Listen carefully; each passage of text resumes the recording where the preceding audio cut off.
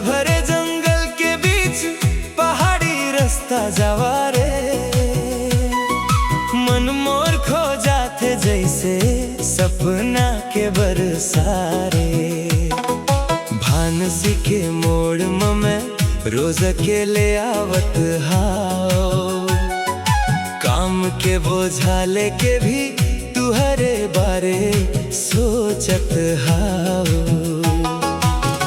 तोर मुस्कान के याद मां दिन मोर कट जाते रे। अंजोर रती हम अभी मैं तू ही दिखत हस साथ रे। कभी नदी किनारा मां चुपचाप बैठ के सोचबू। कैसे कहूँ तेला मैं मन के बात खोलबू। ओ जगदलपुरी सुन ले मोर पुकार। तोरे बिना अधूरा है ये मन के संसार। भानसी करिया मैं कही थामू तोला बार बार। दिल के धड़कन में बस गे तोर ही प्यार। ओ जगदलपुरी सुन ले मोर पुकार। दूर रहे के बादो मन तुहरे संग यार।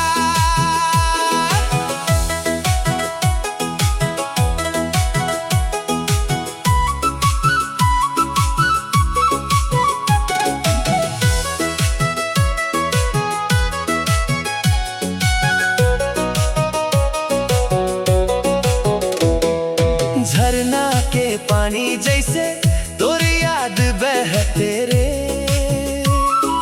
हर मोड़ हर डगर में तोर ही चेहरा दिखते रे। गाँव के मेड़ में चलत हवा तोर नाम लेते। मन मोर चुपचाप अब तोरे संग खेलते। तोर हंसी के सुरता में रात नींद उड़ जाते। भानसी के गलियन में तोर ही बात घुमाते। लोग कहे सपना ये पर मोर सच्चाई है। तोरे बिना ये दुनिया जैसे खाली परछाई है। ओ जगदलपुरी सुन ले मोर पुकार। तोरे बिना अधूरा है ये मन के संसार। भानसी करिया मैं कही थाम तोला बार बार। दिल के धड़कन में बस गे तोर ही प्यार।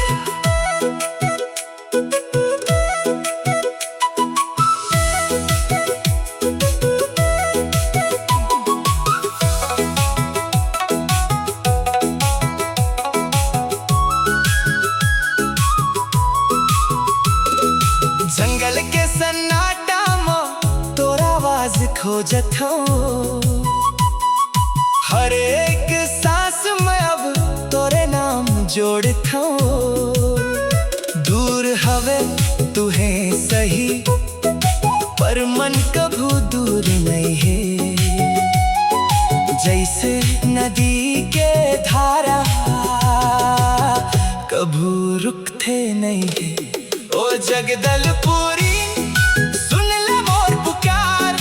दिल के हरी धड़कन में बस गे तोर प्यार। भानसी करिया मैं अब कैसे समझावा।